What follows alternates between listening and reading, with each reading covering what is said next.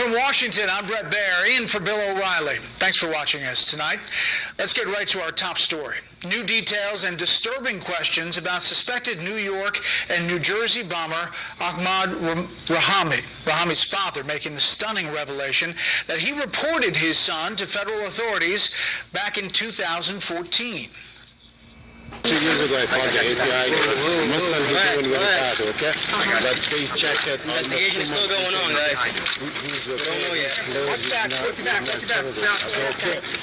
Now he say he's a terrorist. I said, okay, he's doing bad. He's doing bad? Where did you bad? He stabbed my son. He hit my wife.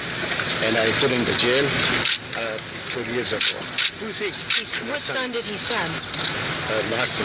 Okay, what happened? Why did he stab him? For no reason. He also says the FBI dropped the ball. But today, the Bureau released a statement confirming they looked into Ahmaud Rahami 2 years ago and came up with nothing alarming. On the campaign trail, both presidential candidates are making their case to voters that they would be the better terror warrior. I'm the only candidate in this race who's been part of the hard decisions to take terrorists off the battlefield. What I've laid out is a path forward that will keep us safer, protect our country, and go after the terrorists to finally destroy them. In the 20th century, the United States defeated fascism, Nazism, and communism. Now we must defeat radical Islamic terrorism. Joining us here with reaction in Washington, Sebastian Gorka, author of the best-selling book, Defeating Jihad, along with David Tafuri, a human rights attorney and former State Department official here in Washington. Gentlemen, thanks for being here. Sebastian, first to you. Should the FBI have seen this guy? Given his travel records, we now know he was visiting Quetta. Quetta is the hotbed of Salafi jihadism. The Quetta Shura is based there. The fact that we have reports that he made anti-American statements here and homophobic statements, I think an interview or two would have been very, very wise. From everything we can tell, David, the FBI did not interview him back then. As Sebastian mentioned, he did travel overseas to Afghanistan and Pakistan. Obviously, they tracked this guy down very quickly, but there seemed to be red flags along the way. Yeah, there's an amazing similarity between Rahami and the Orlando bomber Mateen. Both were disaffected Muslims. Both were homegrown terrorists. Both came on the radar screen for the FBI. The FBI investigated both, but apparently eggshells tiptoeing around about this issue. There are several possible explanations why balls are being dropped in terms of national security. One is simply a manpower issue. The director of the FBI himself has said there are 900 cases they're investigating linked to ISIS alone in every state of the union. That's a huge labor-intensive exercise.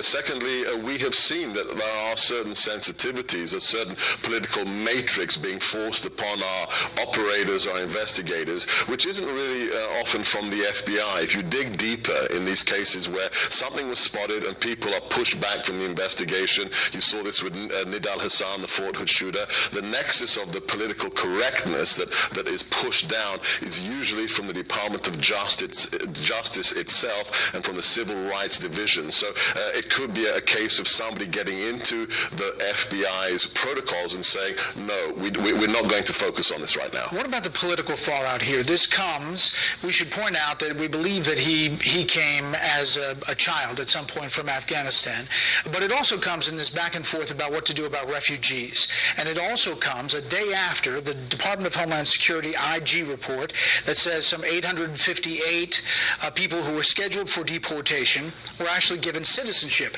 Today we find out that number is really up to 1,800 individuals that the DHS gave, that the citizenship was given to 1,800 plus individuals.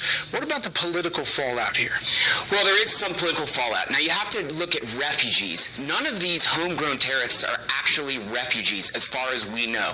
And so they did not come here as a part of the refugee resettlement process.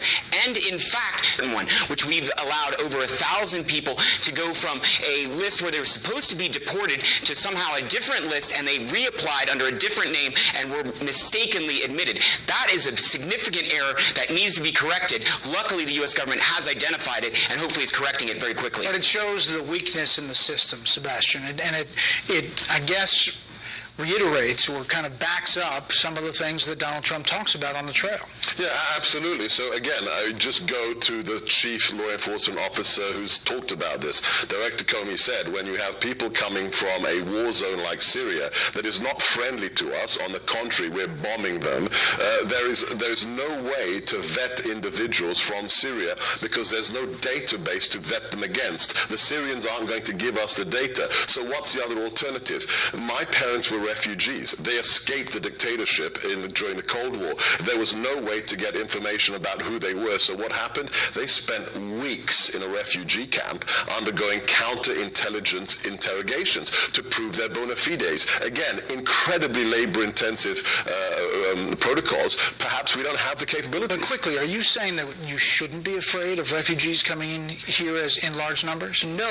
What I'm saying is we need to have a significant vetting process for refugees, and I'm glad Sebastian pointed out he's a refugee. Refugees have contributed a lot to this country. Donald Trump talked about how we defeated fascism in World War II. Part of the way we defeated it is we had refugees who contributed to the nuclear program that helped us get out of World War II. Refugees do contribute so much. Hot button issue in this election. Sebastian, David, thank you very much. Fair and balanced argument there. Directly ahead, President Obama takes some not so thinly veiled shots at Donald Trump during his UN address today. To respond, stay tuned.